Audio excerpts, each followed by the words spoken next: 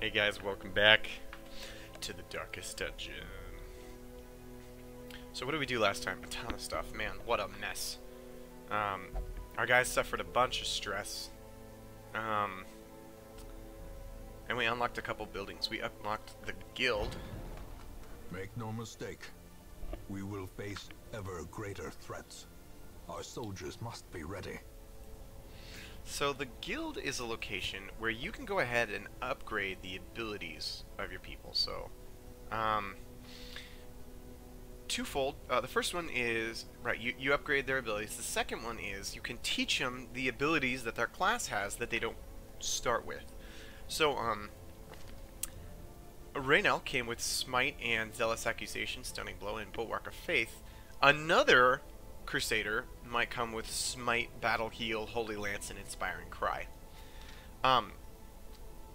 You can, at the guild, for a pretty heavy price, go ahead and teach your characters skills that they didn't come with, which can be very important at times, but you've got to be careful. You don't want to invest too much money into your people, into the wrong people, I should say. So that's what you do here at the guild, and it takes portraits to upgrade. And in fact, actually, yeah, I absolutely want to upgrade level 2, since some of our people can use it. Weakness. The wise hero trains for what he will face. Yeah. And we unlock the blacksmith, which is fantastic. And the blacksmith can be used to upgrade your character's equipment. So, Reynald has a battered longsword and a rusty hauberk, and let's go ahead and upgrade this. And we'll put Dismas in here for an example. So, we can upgrade his flintlock and rusty blade to a versatile pistol and blade, which gives us, it takes our damage base from 5 to 10 to 6 to 12, which is +1 damage. It's a pretty big deal. Increased crit chance, and our speed stays the same. So let's go ahead with that. Let's go ahead and upgrade our Vestal as well. And everyone else we're just going to wait on for the time being. These two buildings are probably the most important buildings that we can upgrade in our quest. They're going to pretty massively affect our combat abilities and affect the ability for us to bring up new characters to fighting level quickly. And there's still one more building that is locked, which is... oh no, two more. The Nomad Wagon and the Survivalist. Ooh, look at this. Tuckered out. Mankind Hater and On Guard. Nice. And what do we got here? Flawed Release. Ugh. Second Wind. I don't really like this Bounty Hunter, but I really like this Hellion, so we're going to go ahead and grab her. Barbaric rage and unrelenting savagery make for a powerful ally.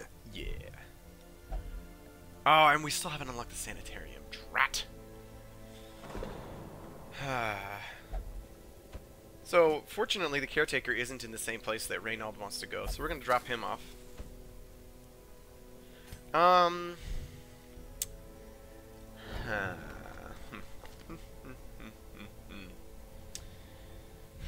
So do I want to use my portraits on upgrading the tavern, or do I want to use them on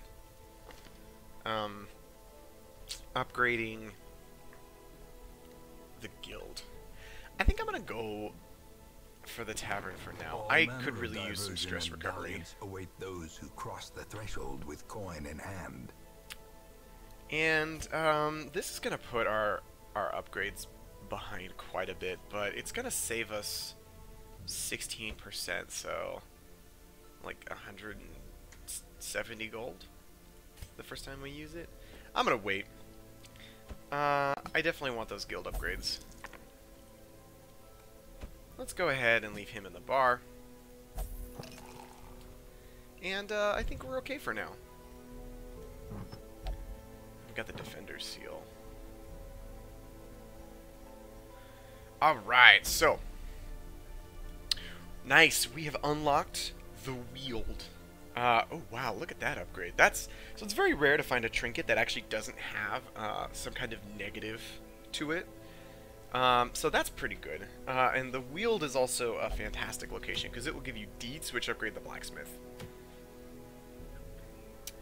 Gambler's Charm, don't really love it. Wow, that's an amazing item.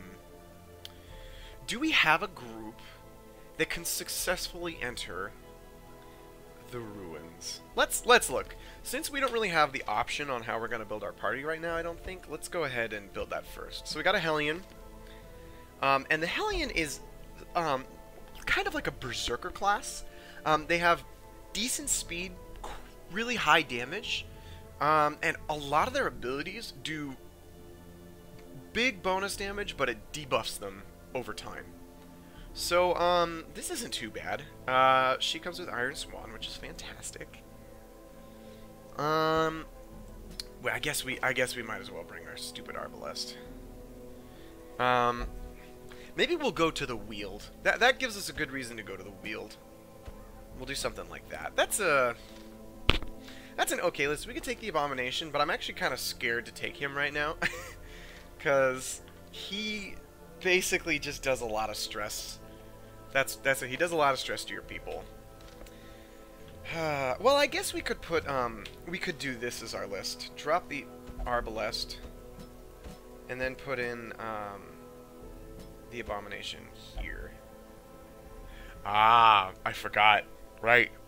So, the other thing about the Abomination is anybody that is a religious class, which basically is like the Crusader, the Cleric, maybe the Arbalest, they will actually refuse to go with the Abomination. So like he'll go with a Highwayman, or a Leper, or a Hellion. So that pretty much limits our choices. I think at this point it's probably worth it to do this list. So we've got Mankind Hater, which is really good. We've got Quick Reflexes. Fear of Mankind is pretty bad. Clutch Hitter and Natural Eye are amazing. Fear of Mankind, Eldritch Slayer. I think maybe it's time to go attempt a foray into the Weald. So before we commit to this, let's go ahead and make sure everyone else is really where we want them. We got Reynald, we've got Destain, and we've got Boisivon. Boisivon? That's a weird name. You can actually rename your characters too if you like. So in case I didn't want to call him that, I could name him after like my friends or whatever, which is pretty fun. Okay, I think this is good. Let's go with this. Okay. So we want to take some food. This is a short quest, but I want to take 12 anyway. Because I'm not bringing a healer with me.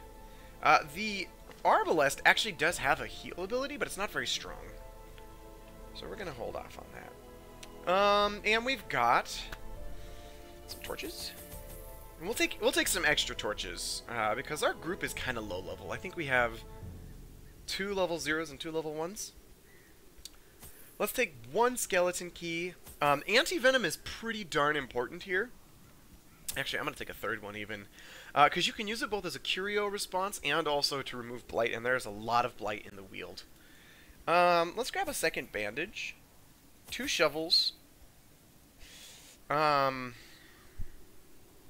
Yeah, 2 shovels. We probably are only going to encounter 1 obstacle, but sometimes you encounter 2, and that's pretty bad.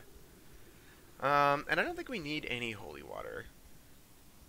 Medicinal herbs. Let's take 1 medicinal herbs. You can use the medicinal herbs on basically ravaged carcasses of animals to cleanse them and use them for food. The Weald. Corruption has soaked the soil, sapping all good life from these groves.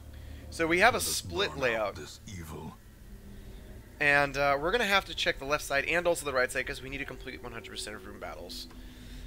So we don't want to go all the way to the right and then find out that there were actually 2 battles here that we didn't fight and we should have.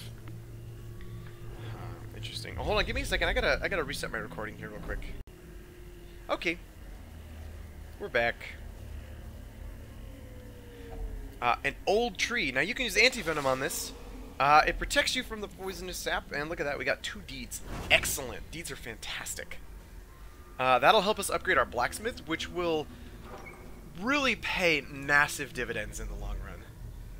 We also found a map in that pack, which informs us that there is, in fact, a battle over here, which is not very good. We can go ahead and use this medicinal herbs on here. Boom, 10 food, and some anti-venom. I don't know how that works, but whatever. Cool. Alright, let's just whack these guys down. These guys are pretty easy to kill, low hit points, but they're fast, and their basic attack stuns the target and causes stress. So that's pretty brutal. Nice. Finish him off. Boom. Ah, a miss. So the Arbalest is so useless. She's really good at doing damage to the people in the back line, but that's basically it. So she has severe limitations on who she can attack. And that's just basically, it's kind of like the, oh no, a troubling effigy. We're gonna leave that, because I'm pretty sure you need holy water for that. The problem with the Arbalest is similar to the Leper. She just has really, really strong base values. Nice. Surprise. Fantastic. But she's highly limited in who she can attack and from where. So this is actually probably my favorite ability of the Hellion. If she's in the front slot, she can attack the back slot with this Iron Swan. Ugh. It's so good because these guys in back are always just the people you want to kill. I think I'm going to go ahead and try to stun this chick. Bet you didn't know the cleric had that ability. And we'll sniper shot her. So remember when I was talking about high base damage? 4. That's definitely what I was going for. Ah, what a brutal quality. Bandaging. Your hero is bleeding. 1 damage per round. Now, if I'm running a healerless layout, I generally want to deal with those bleeds as soon as possible. However, if you use a bandage on a unit, oh nice, he avoided the move. He resisted the move ability. If you use a bandage, the bleeds will actually stack. So let's say these 2 guys landed 3 abilities in a row on this guy. It would actually have a bleed on me that did 3 damage per round for the next 3 rounds. And they kind of stack up. They stagger and stack up on each other. So if you use a bandage, then it will actually clear all the bleeds, which is pretty good. Oh wait, what am I talking about? I have a healer in this list. The way is lit. The path is clear. We require only the strength. Oh, what a beast! So Hellions. Yeah, Hellions are amazing. Press this advantage. Give them no quarter. Let's stun this guy. Stuns are good. Boom.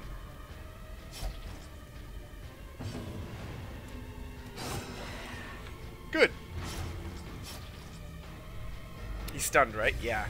So when they're stunned, and they're bleeding or suffering from blight, they will actually still take that damage from the bleed and blight, obviously. So, if you can stack damage over time effects and stuns, you kind of get the best of both worlds, where you're killing them still. That overconfidence is a slow and insidious killer. And you're also, you're killing them and you're preventing them from attacking you, which is kind of the dream. Oh man, and look at this. If we look up here, actually, we can see that the map revealed 2 obstacles. So I'm really glad I brought that second shovel. On these shorter quests, it's kind of a toss-up on whether or not you're gonna get 1 or 2. So it really depends on how well you think your group is gonna do. Because if they're gonna do well, you know, you don't want to waste the money buying a second shovel, but like a victim to the spreading corruption. A weaker group like this, they're weak, they're pretty low in level.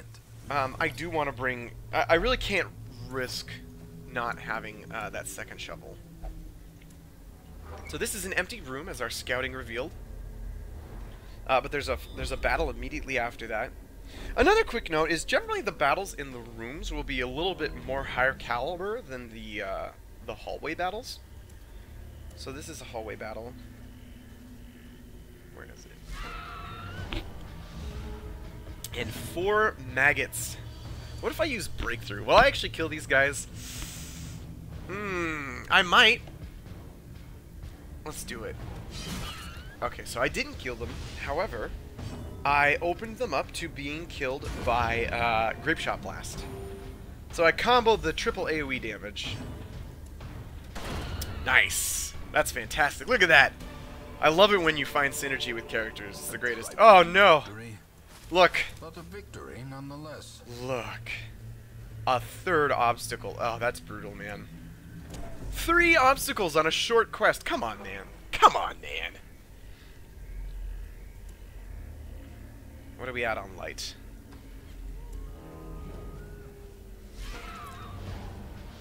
Hey, we surprised them. Nice. Let's go ahead and turn up the torch. So, at 75 or lower, we encounter a bonus to stress damage taken, which is pretty bad, as you may have realized. So, it looks like the spider is a little bit faster than the maggots. I'm gonna go for the breakthrough anyway. Executed. I will feast on your heart. Now, here's the problem with the Hellion, is when she uses that ability, she debuffs herself. Minus dodge and minus damage. So she can't just chain it all day. So you really want to be sure when you're using some of her abilities that you're finishing the battle quickly. So too will resistance. Which she fortunately helps you do. Okay. So a 3rd wall, that's pretty crappy. I'm gonna go ahead and use a light. May we find victory. And we have to clear this by hand, which is bonus damage and like 15 damage per guy. That's painful, man. So this is an empty room, and this indicates that this room is going to have a battle because our quest is to complete 100% of room battles. So there's definitely a room that has a battle we haven't completed yet. Oop. Cure that blight. There's going to be a shovel in here. Watch this. Ugh. Ooh, a torch. And some goods. The light, the promise of safety. Oh, you can actually reduce the torch manually. That's kind of cool. I didn't realize that. Oh, that's super cool. Okay. We want to go in max torch here. Oh, I didn't bring a holy water. No. Alright, so this is the first time we've encountered the Fungal Artillery Fungal Scratcher combo. Not a fun combo to deal with. The way this basically works is these are tanky, low to medium damage dealers. However, if a target is marked, it has the marked debuff, it unlocks their new ability, Rend the Marked, which does a pretty high amount of damage. However, they don't contain the ability to mark themselves. The mark comes from these fungal artilleries. So they'll mark the target, and these guys will whack them. In addition to that, the fungal artillery, the only other ability they really have is one that basically blights all of your people, which is pretty bad. However, this is the last battle, so I don't actually particularly care about the blight so much. So, maybe I should just try to whack these guys. Now, they're going to be a little bit harder to nuke down because they have high protection, so it's not going to be easy killing these fungal scratchers.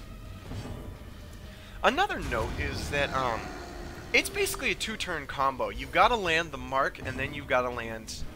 Oh, this wasn't very smart, was it? Ooh! I forgot. The Arbalest has a unique ability to clear marks on people. So they're both going to use mark. That's fine. Our Hellion can probably take a hit. Here we go. That's the combo. 7 damage is pretty good. And let's just try to nuke down this fungal scratcher. Landed a bleed. That's fantastic.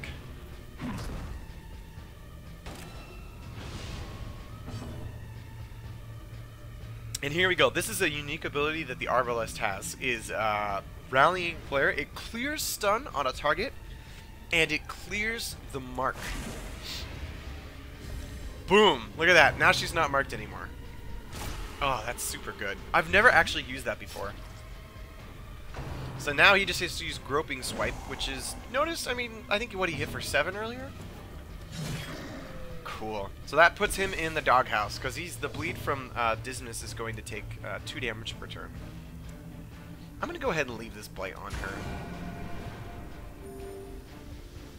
She can heal through it with her judgment ability. Let's finish this guy off. And Iron Swan, alright. Boom! High damage target to the person in the 4th position. Which now she can't do because there's not a person in the 4th position. Sweet. That was fantastic. Boom, and I got a portrait out of it. This expedition at least promises success. So this curio here, the Eldritch Altar, is actually super good. It removes a negative quirk. Even the locked in ones. So if you have a person with a severe negative quirk and it's the only one they have, and you go and use holy water on the Eldritch Altar, I'm sorry, it will go ahead and cure that quirk, which is amazing. And I've also kind of noticed it doing a preference towards curing the more problematic quirks on your people, or maybe I'm just getting really lucky. But it seems to always get the one I want. Not always, but more often than not. However, we don't have any holy water, so we're just hosed. If you interact with it without holy water, it's really bad. Battle, but one that must be fought.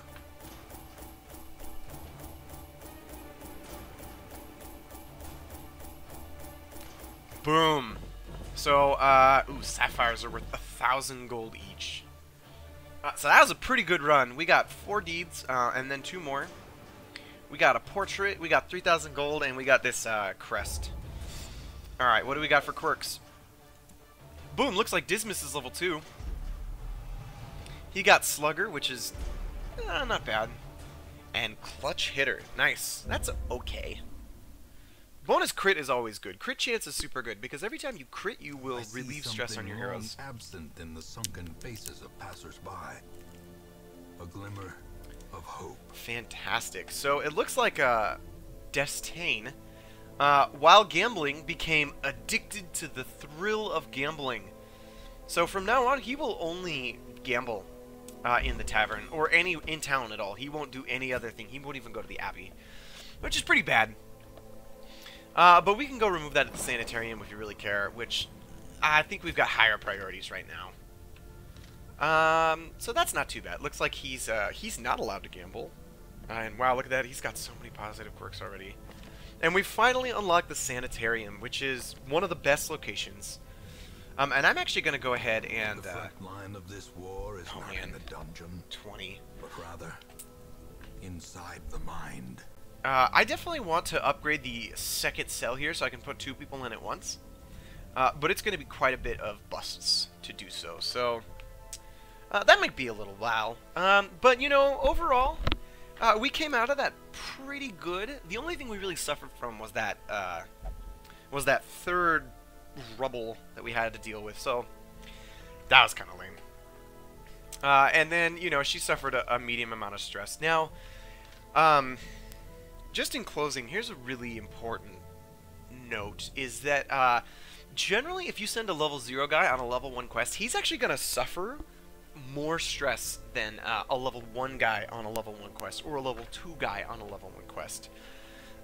In addition to that, once a guy reaches level 3, he can no longer go on level 1 quests anymore. So, if you want to do well in this game, send people that are overqualified. Because that's gonna give you more success. Now you can't do that all the time, because eventually they're gonna be underqualified for the next thing. So you do kind of want to spread it out a little bit, but that's a key advantage that it's going to constantly affect every mission you go on. So be aware of that. That went pretty good. What is this girl's name? Kiev Raymond.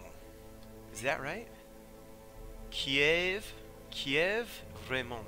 I think that's French. That's a pretty cool name. I like it. Alright, guys. Thanks for watching. You saw how baller the Hellion was. She is a complete beast and one of my favorite classes. And we're going to have to take him on to some more quests. And we had our first adventure into the Weald. So that went pretty well, guys. Thanks for joining me. And I will see you all on the next quest. Thanks for watching.